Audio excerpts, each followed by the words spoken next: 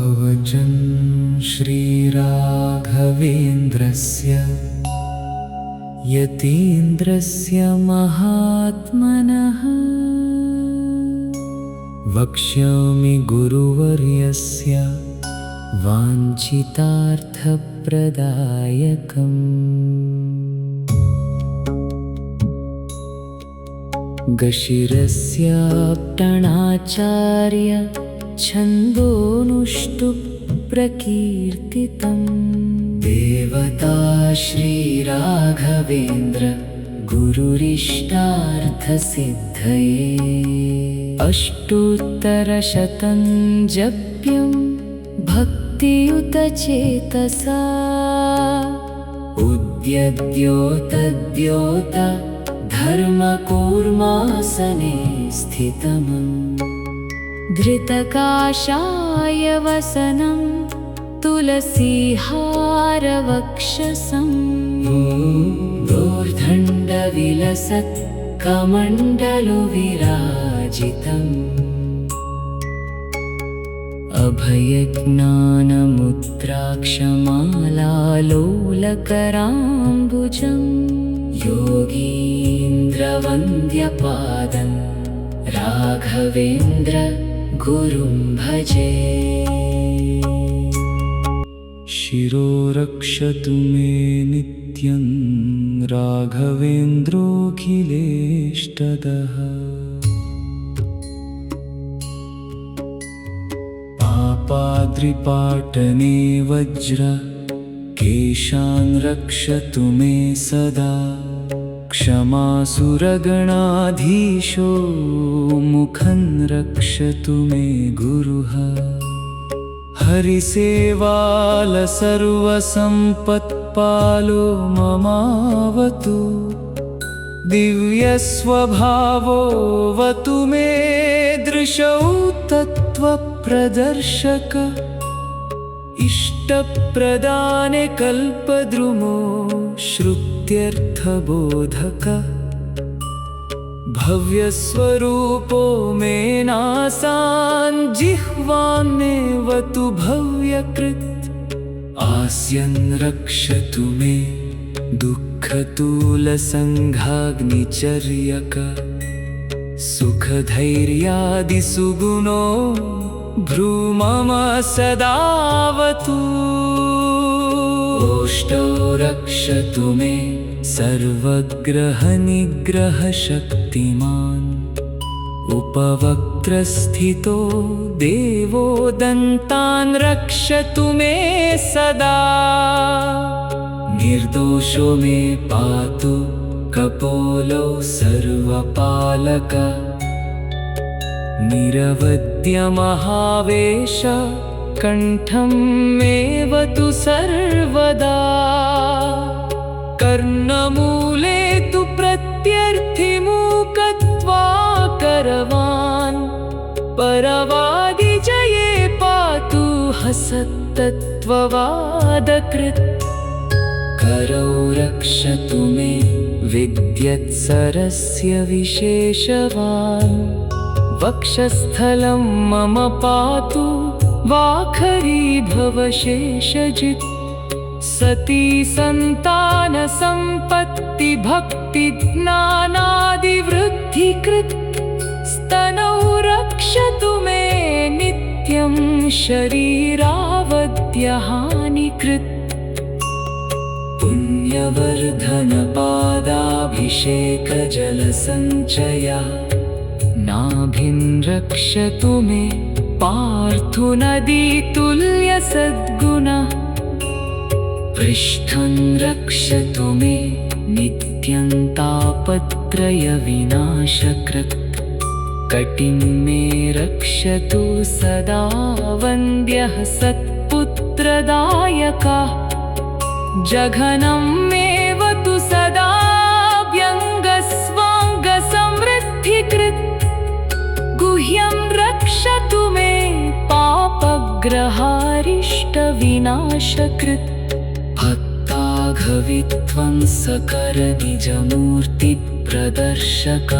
मूर्तिमान्नातु मे Roman राघवेन्द्रो जगद्गुरु जानुनी मे सदा पातु सर्वतन्त्रस्वतन्त्रधीः जङ्घे रक्षतु मे नित्यं श्रीमध्वमतवर्धनः विजयीन्द्रकराद्धसुधीन्द्रवरपुत्रका गुल्फौ श्रीराघवेन्द्रो मे यतिराट् सर्वदावतु पादौ रक्षतु मे सर्वभयहारि कृपानिधि जिज्ञानभक्तिसुपुत्रायुर्यशः श्रीपुण्यवर्धन करपादाङ्गुली सर्वा ममावतु जगद्गुरु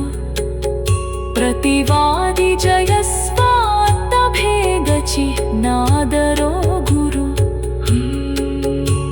नखानवतु मे सर्वान् सर्वशास्त्रविशारद अपरोक्षीकृतश्च प्राच्यान् दिशि सदावतु दक्षिणे चावतु मां समुपेक्षितभावजः अपेक्षितप्रदाता च प्रतीच्यां वतु प्रभुः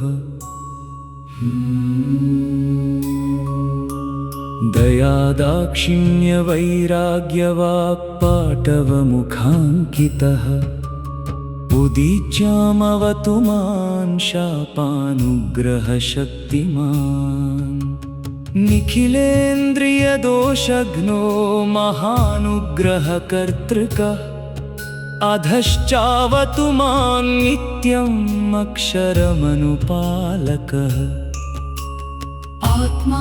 आत्मात्मीयाघराशिं मान् रक्षतु विधिक्षु च चतुर्णां पुरुषार्थानां दाता प्रातः सदावतु सङ्ग्रामेवतु मां नित्यं तत्त्ववित् सर्वसौख्यकृत् मध्याह्ने गम्यमहिमा मां रक्षतु महायशाः मृतपोतप्राणदाता सायं मां सदावतु वेदिव्याख्यानकर्ता निशीथे पातु मां गुरु समस्तमालिकोद्धर्ता वित्तापात् सदावतु समग्रटीकाव्याख्याता गुरुर्मे विषयेवतु कान्तारेवतु मां नित्यं भाष्यसङ्ग्रहकर्तृका सुधापरिमळोद्धर्ता स्वच्छन्दस्तु सदावतु राजचोरविषव्याधियादो वन्य मृगादिभिः अपस्मारापहर्ता नः शास्त्रवित् सर्वदावतु सर्वत्र मां पातु उपनिषदर्थप्रदायकः स्थितो रक्षतु मां नित्यं सदाचार्योदयानिधि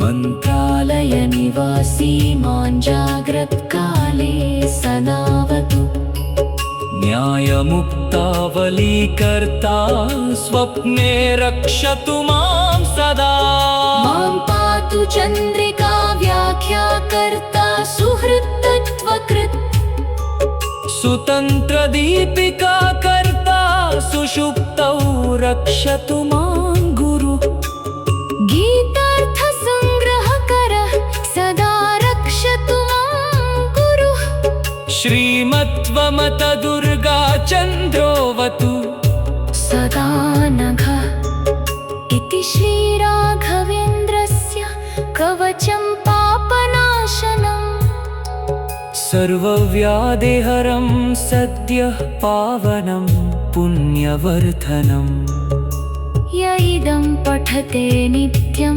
नियमेन समाहितः अदृष्टिः पूर्णदृष्टिः स्यादेळमूकोऽपि दाग्नितः पूर्णायुः पूर्णसम्पत्तिभक्तिज्ञानाभिवृद्धिकृत् ईत्वा वारिनरो येन कवचेनावृतः व्याधिमन्त्रितम् जहाति कुक्षिवान् रोगान् गुरुवर्यप्रसादतः प्रदक्षिणनमस्कारान् गुरोर्वृन्दावनस्य यः करोति परया भक्त्या तदेतत् पठन् नरः पङ्गुः कूनिश्च पौगण्डः पूर्णाङ्गो जायते द्रुमम् शेषाश्च कुष्ठपूर्वा नश्यन्त्यामयराशया अष्टाक्षरेण मन्त्रेण स्तोत्रेण कवचेन च वृन्दावने सन्निहितम् अभिषिच्य यथाविधि यन्त्रमन्त्राक्षराण्यत्र विलिख्यात्र प्रतिष्ठितम् षोडशैरुपचारैश्च सन्तूज्य त्रिजगद्गुरुम् अष्टोत्तरशताख्याभिरर्चये पुष्पमालाभिः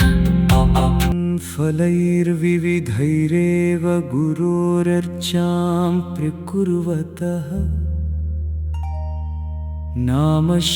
नामश्रवणमात्रेण गुरुवर्यप्रसादतः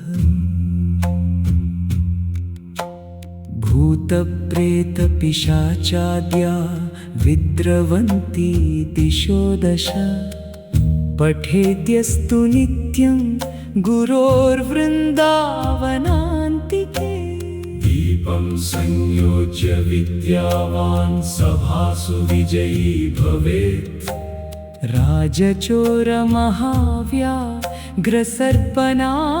राजचोरमहाव्याघ्रसर्पणादिपीडनात् कवचस्य प्रभावेण भयं तस्या न जायते सोमसूर्योपरागादिकाले वृन्दावनान्तिके कवचादित्रिकं पुण्यम् अप्पणाचार्यदर्शितम् जपेद्यः स लभेत् धनम् पुत्रान् भार्यान् च सुमनोरमान् ज्ञानं भक्तिं च वैराग्यं भुक्तिं मुक्तिं च शाश्वतीं सम्प्राप्य मोदते नित्यं गुरुवर्यप्रसादतः